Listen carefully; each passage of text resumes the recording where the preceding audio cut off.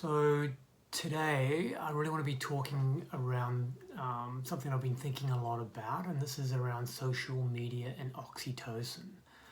Now I'm just have been curious and wondering whether social media is actually quite harmful to us. There are kind of negative long-term effects of using social media, and mainly because I hear so much from the mothers that I talk to that they feel that social media is contributing to emotional problems.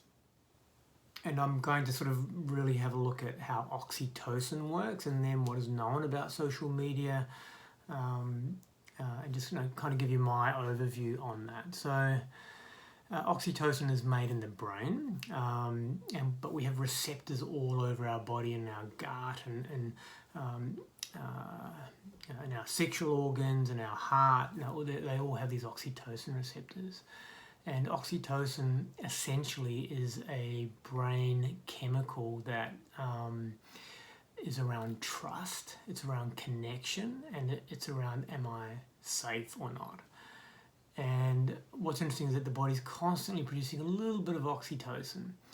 And if we're in a more trustful situation, we produce more oxytocin. If we're feeling less trustful or we may feel that we're not safe, we produce less oxytocin. It's kind of like a dial it's very dynamic. And what we know with mothers is that during pregnancy, the brain gets millions and millions of extra oxytocin receptors installed into the brain. And so this whole idea around safety and trust and connection suddenly becomes a much more important and a much kind of louder thing in a mother's brain. And that sense of being safe and connection suddenly becomes so much more important. Now, also what's interesting is that most of the research around oxytocin initially came from a field called neuroeconomics, which is around organizations trying to find out do people looking at our ads or consuming our content, do they trust us or not? And so a lot of money was kind of invested in having a look at oxytocin just from that sort of trust point of view. And now a lot of research has kind of trickled in more into not the financial sciences but the biological sciences. So and let's talk a little bit about what sort of oxytocin actually does in our system then, if we know it's about around trust and around connection.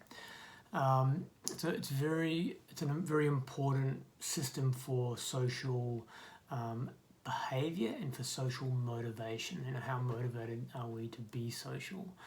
When we have lots of oxytocin in our system, it really helps reduce anxiety, so we feel calm. And it also increases something called social salience, which is a word researchers to describe about how accurate are we in being able to understand social cues and what people are kind of saying to us. Do we actually do we kind of really get what's been said to us, or are we a little bit off the mark? And so that social salience, oxytocin is really important for that. Those messages that have been transmitted to us, are we getting them clearly or not? And it's also very important in our reward system, about how we learn about rewards and our sensitivity to when we get rewards. So this might be some positive social interaction that we might have, and do we need a small reward, and do we get that reward sensation quite quickly, or do we need a big reward? And so oxytocin is very involved with that as well. And when we're very young, in the first sort of 3 years, oxytocin is very much also part of attachment. So as a young child, our healthy attachment with our parents and with those that are around us. And we don't want too much attachment, we don't want too little, and so oxytocin is really important for that child in how they're able to socially engage. One of the other things that oxytocin does, we were talking about that it's useful for reducing anxiety, and so it really helps calm the amygdala down. The amygdala is the part of our brain that's very much involved with the social response or emotional response center of the brain.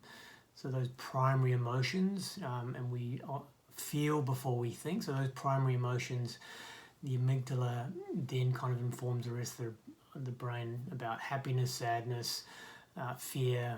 That all stems from the amygdala, and so oxytocin really helps calm that down. And so the higher our oxytocin, the more we actually will get a positive feeling from a positive experience, and the more and the less we actually feel a negative feeling from a negative experience. So oxytocin really helps modulate that.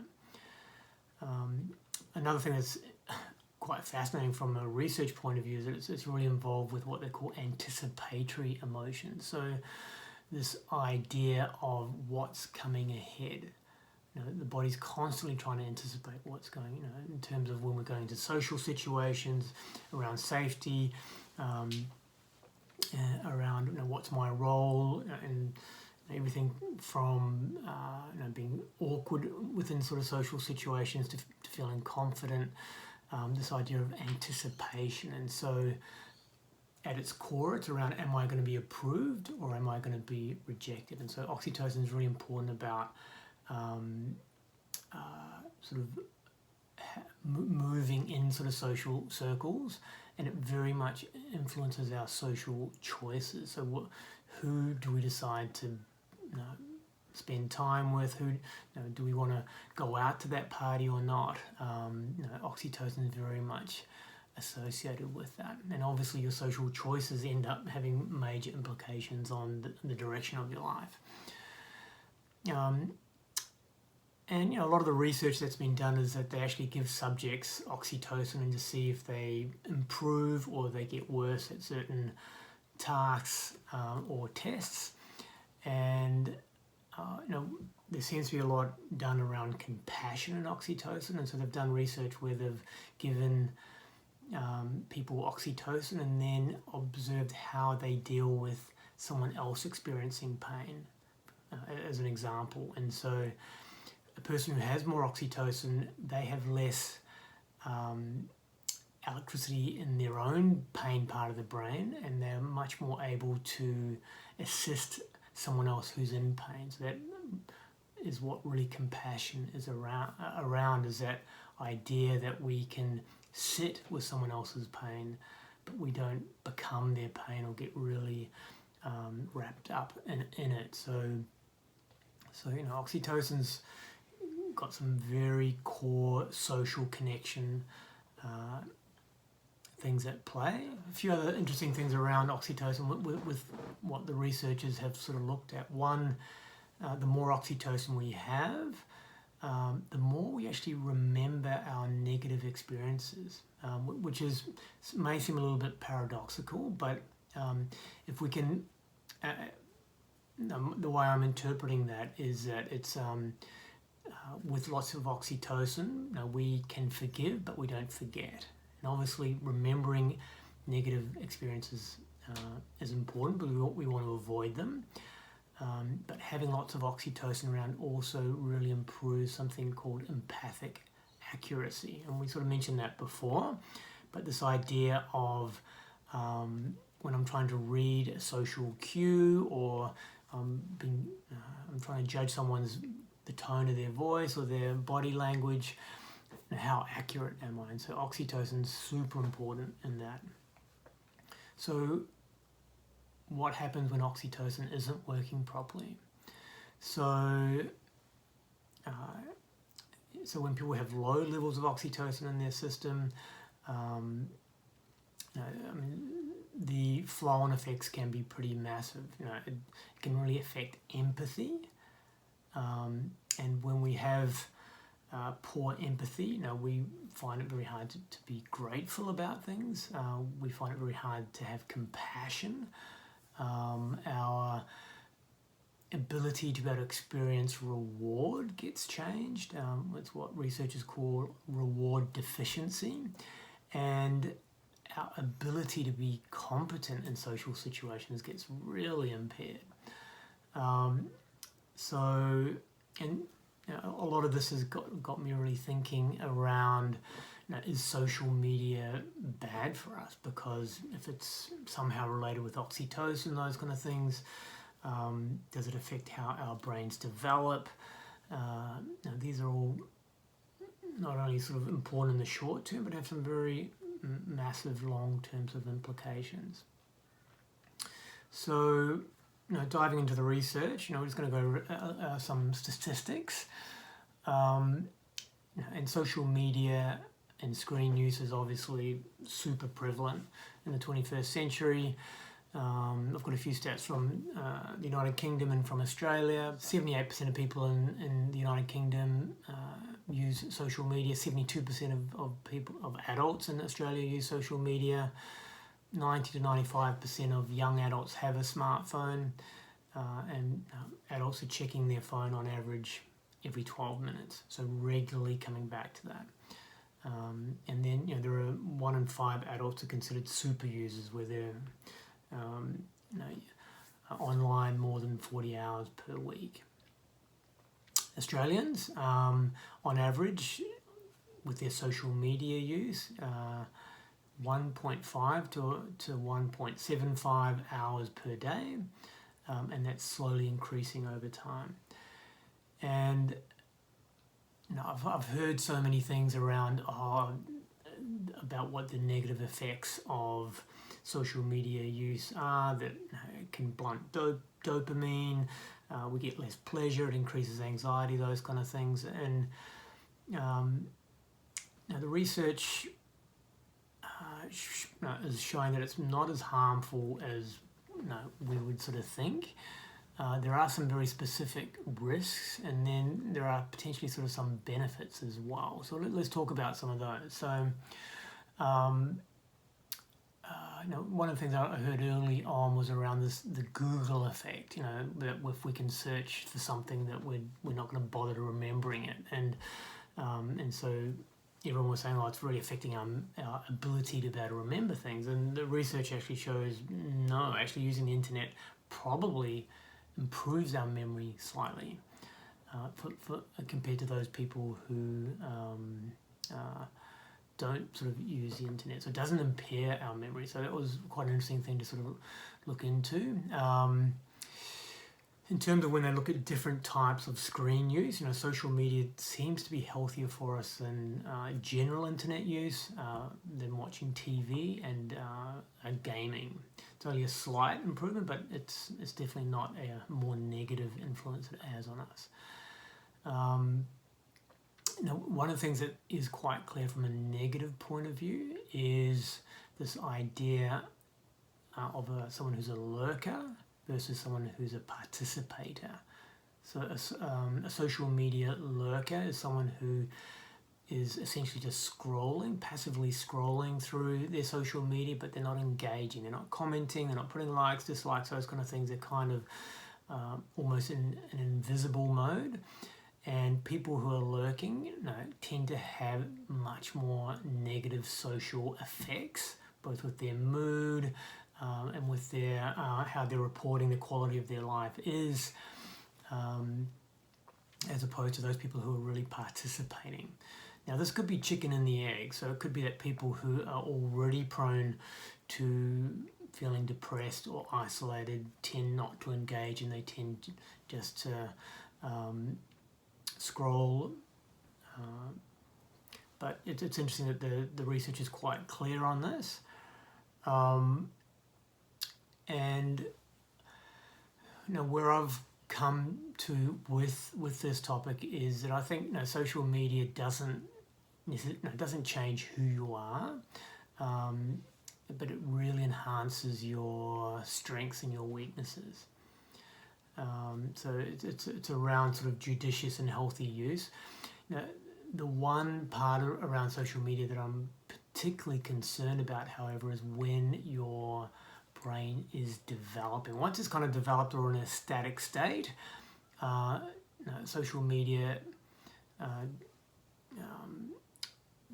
it doesn't appear to be a very negative thing, and it has these positive things as I mentioned. But if your brain is in a developmental, so the 3 times that your brain's really changing or growing are in the first 3 years of your life. Obviously, and that includes when you're in the womb as a baby, as a teenager, so the adolescent brain, and then the mother brain, so the maternal brain, because again we know the time of highest neurogenesis, new brain neurons being laid down, is during a pregnancy within a mother's brain. And then we also know that during adolescence there's a lot of remodeling and growing of neurons. And the research is not clear around those times. There's a study that was started a couple of years ago that was an open sourced study where they've kind of made it very clear from the beginning exactly what they're measuring, who they're measuring, and so it's very transparent. And it's a very large study called the Adolescent Brain Cognitive Development Study, going for 10 years. We're about 2 years into it, the ABCD study. And so every 2 years they're going to report on these adolescents, if they're following through, are their brains changing in a positive or negative way because of social media. But there hasn't really been a similar kind of interest in mothers, or even in much earlier for fetuses or for young children. And my main concerns potentially with social media use and brain development is really around the antenatal time. Now, we know that mothers are very prone to overwhelm and stress. The negative effects of prolonged stress during pregnancy can have potential effects on the neurodevelopment of the fetus. If a mother is going through the pregnancy feeling unsafe and unsupported and has ongoing high levels of stress and distress, what is possible that will happen from that is that the child has a less robust oxytocin system, and so they more easily fall into not feeling safe.